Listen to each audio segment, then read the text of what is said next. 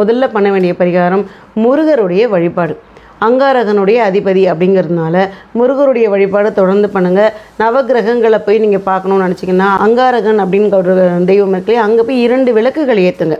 அந்த விளக்குகள் சிகப்பு திரியோடு ஏற்றுறது இன்னுமே உத்தமம். முருக வழிபாடே பண்ணிட்டாலும் ரொம்ப பெரிய விஷயம்தான், அது ஒரு விஷயமே போதுமானது. அதே செவ்வாய்க்கிழமைகளில் பண்ணுங்கள்.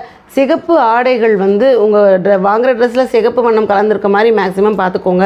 அப்படி இல்லை அப்படின்னா ஒரு சிகப்பு கலரில் நல்ல ரத்த சிவப்பான ஒரு கர்ச்சீஃப் மாதிரியோ ஏதாவது ஒன்று சின்ன கிளாத் கட் பண்ணி உங்கள் ஹேண்ட்பேக்லேயோ இல்லை பாக்கெட்லேயோ வச்சுக்கிற பழக்கம் வச்சுக்கோங்க.